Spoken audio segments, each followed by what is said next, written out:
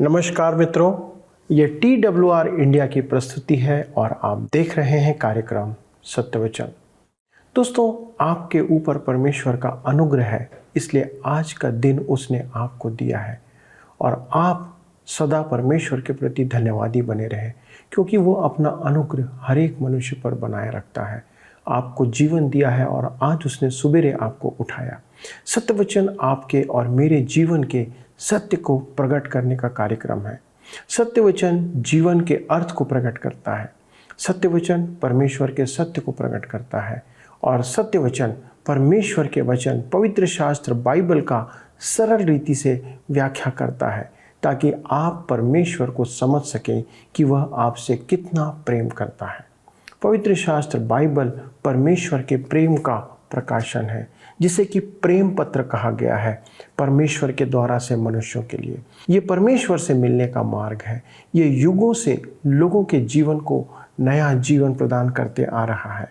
दोस्तों, जीवन में आशा की किरण को फैलाने का काम ये कर रहा है। हम इसे जितना अध्ययन करते हैं उतना लगता है कि इसे समझना अभी बाकी है। इसलिए सत्यवचन कार्यक्रम के माध्यम से हम आपके पास प्रतिदिन आते हैं, ताकि आपका मेल परमेश्वर के साथ हो जाए। परमेश्वर आपके जीवन का व्यक्तिगत स्वामी बन जाए, वो आपके जीवन पर अपना अधिकार रखे। इस क्रम में हम इन दिनों बाइबल के अंदर राजाओं की पहली पुस्तक का अध्ययन कर रहे हैं और जान रहे हैं कि परमेश्वर मानव इतिहास में अपने आप को किस रीति से प्रकट करता आया है और उसकी इच्छा क्या है कि हम करें। आइए आज के अध्ययन के द्वारा देखें कि राजा सुलेमान के जीवन से वह क्या प्रकट करना चाहता है। ये हमारे लिए बहुत ही आवश्यक शिक्षा है। आइए अपने अध्ययन में आगे बढ़ें। मित्रों, पिछले अध्ययन में हम सुलेमान द्वारा मंदिर निर्माण और महल निर्माण के बारे में देख रहे थे। आइए आज हम आगे बढ़ते हुए देखेंगे शिल्पकार हीराम। पहले राजाओं की पुस्तक 7 अध्याय उसके 13 और 14 पद में हम पढ़ते हैं। लिखा है, फिर राजा सुलेमान ने सोर से हीराम को बुलवा भेजा। वह नप्ताली के गोत्र की किसी विधवा का बेटा था और उसका पिता एक सोरवासी ठठेरा था। वह पीतल की सब प्रकार की कारीगरी में पूरी बुद्धि, निपुणता और समझ रखता था। अतः वह राजा सुलेमान के पास आकर उसका सब काम करने लगा। ध्यान दीजिए, यह राजा हीराम नहीं था, वह पीतल का शिल्पकार था। उसने लोहे, पीतल और सोने के सामान एवं नक्काशी तैयार की। यही सुलेमान चाहता था। विस्तृत विभूषा उस समय की समृद्धि और शांति का प्रमाण है। शांति और समृद्धि के युग में ही कला का विकास होता है। सुलेमान के युग में शांति बहुतायत की थी। पहले राजाओं की पुस्तक 7 अध्याय उसके 21 पद में हम पढ़ते हैं। लिखा है, उन खंभों को उसने मंदिर के ओसारे के पास खड़ा किया और दाहिनी ओर के खंभे को खड़ा करके उसका नाम याकीन रखा।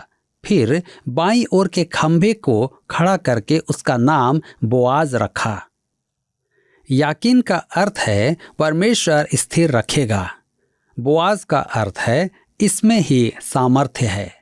आप देखेंगे कि कुछ भजन हैं जिनमें दृढ़ता और सौंदर्य के विचार व्यक्त हैं।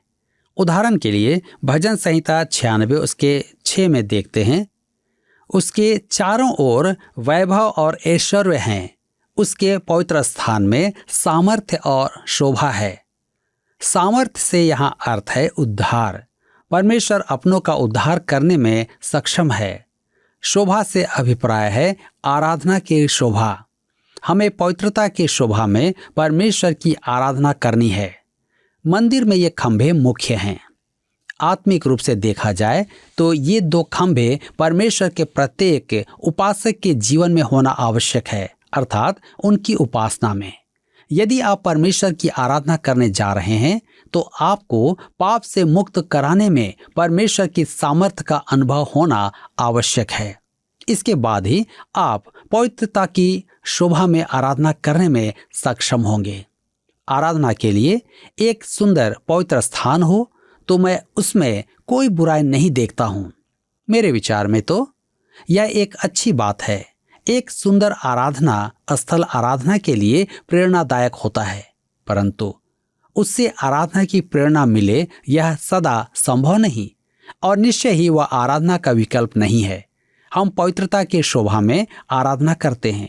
इसका अर्थ यह है कि जब हम परमेश्वर की उपस्थिति में आते हैं तब हमें उसकी उपस्थिति का बोध होना आवश्यक है, हमारी कमियों का बोध होना आवश्यक है। तब हम परमेश्वर को उसकी परिपूर्णता, महिमा और सुंदरता में अंतर्ग्रहण कर पाएंगे।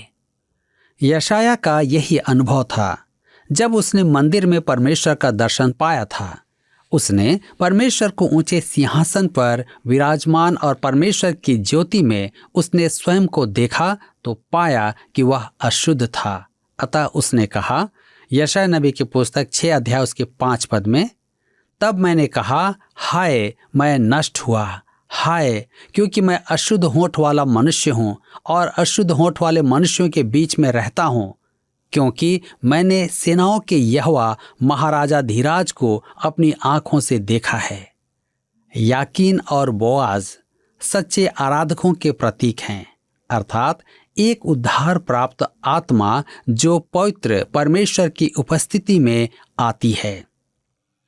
मित्रों, मैं यह जानता हूं कि संगीत के क्षेत्र में मुझे ज्ञान नहीं है, परंतु मैं इसी बात पर बल देता हूं कि जो संगीत आपको परमेश्वर की उपस्थिति में न उभारे वह संगीत आराधना के योग्य नहीं। आज आराधनाओं में संगीत की कमी नहीं है, परंतु वह आराधक को आराधना के लिए तैयार नहीं करता है। मैंने अपनी सेवा और सभाओं में देखा है कि संदेश से पूर्व गाया गया गायन मंडलिका या गायक का गीत परमेश्वर के वचन के लिए प्रायः विनाशकारी हुआ है। हमें यह बोध होना आवश्यक है कि परमेश्वर की आराधना इस सत्य पर आधारित है कि वह बहुत ऊंचे सिंहासन पर विराजमान है। हम देखते हैं कि सुलेमान ने मंदिर के हौज भी अधिक बड़े बनवाए थे। पहले राजाओं के पुस्तक 7 अध्याय के 23 पद में हम पढ़ते हैं, फिर उसने एक ढाला हुआ एक बड़ा हौज बनाया जो एक छोर से दूसरे छोर तक 10 हाथ चौड़ा था। उसका आकार गोल था और उसकी ऊंचाई 5 हाथ की थी और उसके चारों ओर का घेरा 30 हाथ के सूत के बराबर था। यह बड़ा हौज ढाले गए पीतल के 12 बैलों पर रखा हुआ था और 3-3 बैल प्रत्येक दिशा में मुंह किए हुए थे। उसके किनारे के नीचे सोसन के फूल बने हुए थे। यह हौज याजकों के स्नान के लिए बना हुआ था। मिलाप वाले तंबू में तो एक ही हौज था और यहाँ सौंदर्यकरण के साथ अनेक हौदियां थी। पहले राजाओं की पुस्तक 7 अध्याय उसके 38 पद में हम आगे पढ़ते हैं, उसने पीतल की 10 हौदियां बनाई।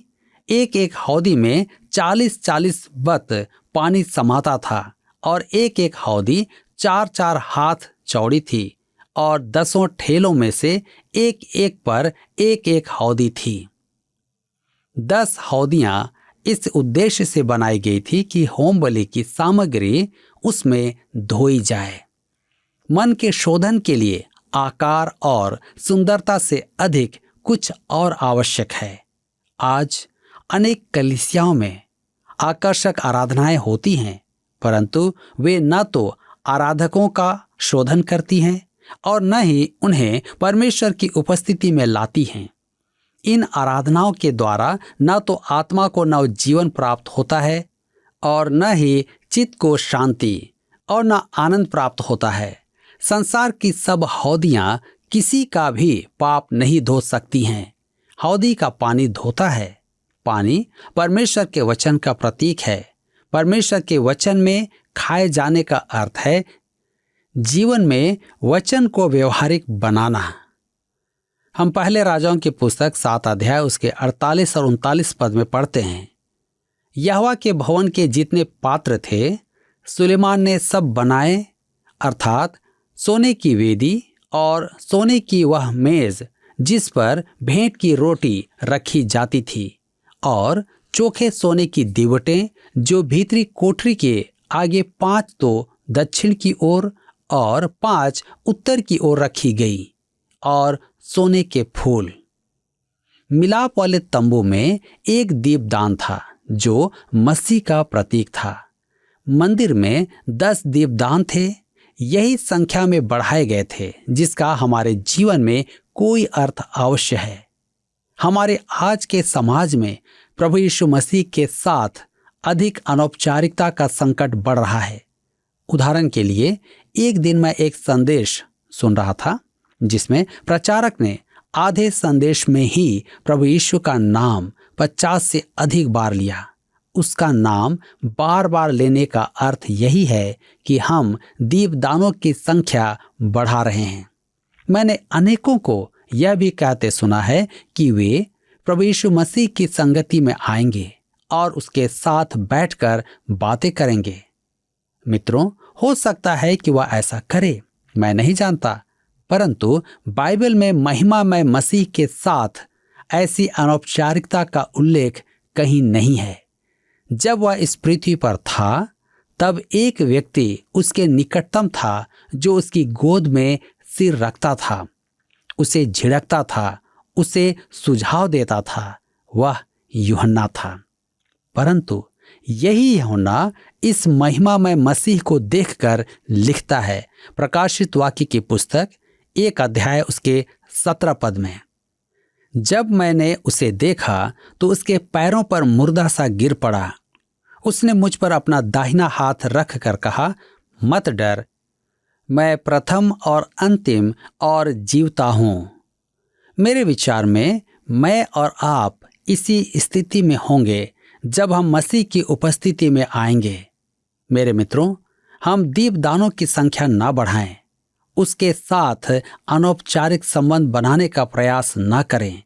एक वही है जिसकी हम स्तुति आराधना करते हैं, एक वही है जिसके सामने हम मुंह के बल गिर जाते हैं। पहले राजाओं की पुस्तक 7 अध्याय के 51 पद में लिखा है, इस प्रकार जो जो काम राजा सुलेमान ने यहोवा के भवन के लिए किया वह सब पूरा हुआ। तब सुलेमान ने अपने पिता दाऊद के पवित्र किए हुए सोने चांदी और पात्रों को भीतर पहुंचाकर यहोवा के भवन के भंडारों में रख दिया। मेरे मित्रों, इसी के साथ अध्याय 7 समाप्त होता है और अब हम अपने अध्ययन को अध्याय 8 से जारी रखेंगे। विषय है मंदिर का समर्पण। इस अध्याय में वाचा का संदूक नवनिर्मित मंदिर में लाया जाता है। परमेश्वर का भवन शकीना महिमा से भर जाता है। सुलेमान अपना संदेश सुनाता है और प्रार्थना करता है। तो आइए हम पढ़ते हैं पहले राजाओं की पुस्तक 8 अध्याय उसके 1 पद। लिखा है, तब सुलेमान ने इस्राएली पुरनियों को और गोत्रों के सब मुख्य पुरुषों को भी जो इस्राएलियों के पूर्वजों के घरानों के प्रधान थे, यरूशलेम में अपने पास इस विचार से इकट्ठा किया कि वे यहोवा की वाचा का संदूक दाऊदपुर अर्थात सियोन से ऊपर ले आएं। मिलाप वाले तंबू से वाचा के संदूक का मंदिर के महापवित्र स्थान में प्रवेश होते ही परमेश्वर की महिमा मंदिर में व्याप्त हो जाती है। आइए पढ़ें पहले राजाओं की पुस्तक 8 अध्याय उसके 10 और 11 पद। लिखा है, जब याजक पवित्र स्थान से बाहर निकले तब यहोवा के भवन में बादल भर गया और बादल के कारण याजक सेवा टहल करने को खड़े न रह सके, क्योंकि यहोवा का तेज यहोवा के भवन में भर गया था। अपने समर्पण संदेश में सुलेमान मंदिर का श्रेय दाऊद को देता है। पहले राजाओं की पुस्तक 8 अध्याय उसके 17 से 20 पद में हम पढ़ते हैं, मेरे पिता दाऊद की यह इच्छा तो थी कि इस्राएल के परमेश्वर यहोवा के नाम का एक भवन बनाए, परंतु यहोवा ने मेरे पिता दाऊद से कहा, यह जो तेरी इच्छा है कि यहोवा के नाम का एक भवन बनाए, ऐसी इच्छा करके तूने भला तो किया, तो भी तू उस भवन को न बनाएगा। तेरा जो निज पुत्र होगा वही मेरे नाम का भवन बनाएगा। यह जो वचन यहोवा ने कहा था उसे उसने पूरा भी किया है और मैं अपने पिता दाऊद के स्थान पर उठकर यहोवा के वचन के अनुसार इस्राएल की गद्दी पर विराजमान हूँ और इस्राएल के परमेश्वर यहोवा के नाम से इस भवन को बनाया है। परमेश्वर की वाचा के संदूक को एक अस्थायी स्थान से रखने की इच्छा दाऊद के मन में उत्पन्न हुई थी, जैसा कि हमने 2 शमूएल 7 अध्याय में देखा है। सुलेमान ने तो केवल दाऊद की योजना को पूरा किया। अतः मेरे विचार में मंदिर को दाऊद के मंदिर की अपेक्षा सुलेमान का मंदिर कहना चाहिए। समर्पण की प्रार्थना में सुलेमान कहता है कि मंदिर परमेश्वर के नाम का एक स्थान है जहां परमेश्वर की प्रजा उसके सम्मुख उपस्थित होने के लिए आएगी। सुलेमान समझता था कि मंदिर परमेश्वर के चरणों की पीढ़ी है, जैसा दाऊद ने कहा था। पहले राजाओं की पुस्तक 8 अध्याय उसके 27 पद में हम पढ़ते हैं, क्या परमेश्वर सचमुच पृथ्वी पर वास करेगा? स्वर्ग में वरन सबसे ऊंचे स्वर्ग में भी तू नहीं समाता, फिर मेरे बनाए हुए इस भवन में कैसे समाएगा? मेरे मित्रों, मंदिर केवल मनुष्य के लिए परमेश्वर को दंडवत करने का और उसे बलिदान चढ़ाने का स्थान था। वह परमेश्वर से संबंध बनाने का स्थान था। यह सोचना कि परमेश्वर वहां वास करेगा विजातीय विचार था। सुलेमान ने कहा, सर्वोच्च स्वर्ग में तो समा नहीं सकता। परमेश्वर सर्वोपस्थित है, वह हर जगह है, वह अपनी सृष्टि के अपरंपार है। यहाँ एक पद अति विचारणीय है। यह उस समय के लिए है जब इस्राएल पाप करके दासत्व में जाएगा। पहले राजाओं की पुस्तक 8 अध्याय उसके 46 पद में हम आगे पढ़ते हैं, लिखा है, निष्पाप तो कोई मनुष्य नहीं है, यदि ये भी तेरे विरुद्ध पाप करें और तू उन पर कोप करके उन्हें शत्रुओं के हाथ कर दे और वे उनको बंदी बनाकर अपने देश को, चाहे वह दूर हो चाहे निकट, ले जाएं। यह दूसरी ओर आपके और मेरे लिए परमेश्वर का मूल्यांकन है। निष्पाप तो कोई मनुष्य नहीं। यह न कहें कि आपने पाप नहीं किया है। परमेश्वर कहता है कि आपने पाप किया है। दाऊद की इच्छा अंततः पूरी हुई और वाचा का संदूक एक अस्थायी स्थान में आया और उसके साथ ही शकीना वहां उपस्थित हुई। सुलेमान ने प्रार्थना के साथ मंदिर का समर्पण किया। हम पहला राजाओं की पुस्तक 8 अध्याय उसके 47 और 48 पद में पढ़ते हैं, लिखा है, और यदि वे बंधुआई के देश में सोच विचार करें और फिर कर अपने बंदी बनाने वालों के देश में तुझसे गिड़गिड़ा कर कहें, हमने पाप किया है और कुटिलता और दुष्टता की है, और यदि वे अपने उन शत्रुओं के देश में जो उन्हें बंदी करके ले गए हों, अपने संपूर्ण मन और संपूर्ण प्राण से तेरी ओर फिरें और अपने इस देश की ओर जो तूने उनके पुरखाओं को दिया था, और इस नगर की ओर जिसे तूने चुना है, और इस भवन की ओर जिसे मैंने तेरे नाम का बनाया है, तुझसे प्रार्थना करें। ध्यान दीजिए, यदि मंदिर को नष्ट कर दिया जाए और वे परदेश में दास हों, तब उन्हें ऐसा ही करना होगा। बेबीलोन में रहते हुए दानियल ने ऐसा ही किया था। वह यरूशलेम की ओर खुलती हुई खिड़की की ओर मुंह करके मंदिर के समक्ष अपने और अपने लोगों के पापों का अंगीकार करके प्रार्थना करता था। हम पहले राजाओं की पुस्तक 8 अध्याय उसके 49 और 50 पद में पढ़ते हैं, लिखा है, तो तू अपने स्वर्गीय निवास स्थान में से उनकी प्रार्थना और गिड़गिड़ाहट सुनना और उनका न्याय करना, और जो पाप तेरी प्रजा के लोग तेरे विरुद्ध करेंगे और जितने अपराध वे तेरे विरुद्ध करेंगे, सबको क्षमा करके उनको बंदी बनाने वालों के मन में ऐसी दया उपजाना कि वे उन पर दया करें। जैसा हम देखेंगे कि परमेश्वर इस प्रार्थना का उत्तर देगा। पहले राजाओं की पुस्तक 8 अध्याय के 54 पद में आगे लिखा है, जब सुलेमान यहोवा से यह सब प्रार्थना गिड़गिड़ाहट के साथ कर चुका, तब वह जो घुटने टेके और आकाश की ओर हाथ फैलाए हुए था, यहोवा की वेदी के सामने से उठा। मेरे मित्रों, प्रार्थना में उचित अंग विन्यास क्या हो, इस विषय में सदा ही प्रश्न बना रहता है। क्या आपको खड़े होकर, घुटने टेक कर या हाथ पांव पर झुककर या दंडवत करके प्रार्थना करनी चाहिए? सुलेमान ने घुटने टेककर प्रार्थना की थी। यद्यपि प्रार्थना के लिए विशेष अंग विन्यास की आवश्यकता नहीं है।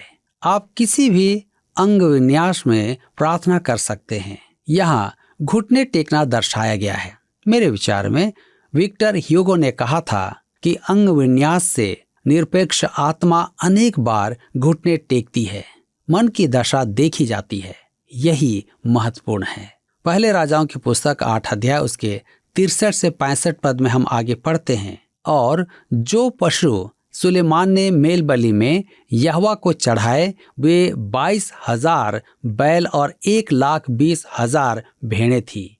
इस रीति राजा ने सब इस्राएलियों समेत यहोवा के भवन की प्रतिष्ठा की। उस दिन राजा ने यहोवा के भवन के सामने वाले आंगन के मध्य भी एक स्थान पवित्र किया और होम बलि और अन्न बलि और मेल बलियों की चर्बी वहीं चढ़ाई, क्योंकि जो पीतल की वेदी यहोवा के सामने थी वह उनके लिए छोटी थी। अतः सुलेमान ने और उसके संग समस्त इस्राएल की एक बड़ी सभा ने, जो हमात की घाटी से लेकर मिस्र के नाले तक के सब देशों से इकट्ठी हुई थी, 2 सप्ताह तक अर्थात 14 दिन तक हमारे परमेश्वर यहोवा के सामने पर्व को माना। मित्रों, स्पष्ट बात है कि मंदिर की वेदियों इस अध्याय में व्यक्त सब पशु बलियों के लिए कम पड़ रही थी। इस समय बलि किए गए पशु संख्या में बहुत अधिक थे। मेरे विचार में ये वेदियां उत्तर में हमात की घाटी से लेकर दक्षिण में मिस्र के नाले तक बनाई गई थी। बलि करने के पश्चात पशु वेदी से उतारकर प्रजा में बांट दिए गए। यह एक महान उत्सव था। हम पहले राजाओं की पुस्तक 8 अध्याय के 66 पद में पढ़ते हैं। फिर 8वें दिन उसने प्रजा के लोगों को विदा किया और वे राजा को धन्य धन्य कहकर उस सब भलाई के कारण जो यहोवा ने अपने दास दाऊद और अपनी प्रजा इस्राएल से की थी, आनंदित और मगन होकर अपने अपने डेरे को चले गए। पिछले प्रश्न का उत्तर है ए, सत्य है। सुलेमान द्वारा निर्मित मंदिर तथापि धर्मशास्त्र में परमेश्वर का निवास स्थान नहीं था। उपरोक्त कथन सत्य है। आज का प्रश्न है, हीराम जिसको सुलेमान ने बुलवाया वह एक खाली स्थान था। ए, राजा, बी, याजक, सी, शिल्पकार, डी, सेवक। मित्रों, इस प्रश्न का उत्तर हमें कल सुबह 6 बजे से पहले विकल्प ए, बी, सी या डी के साथ अपना नाम, पता, स्थान के साथ 9651433397 पर SMS या व्हाट्सएप करें। सभी विजेताओं को विशेष पुरस्कार प्रदान की जाएगी। धन्यवाद। क्या आपको यह कार्यक्रम पसंद आया? अभी हमें एक मिस कॉल करें और आप अगले विजेता हो सकते हैं।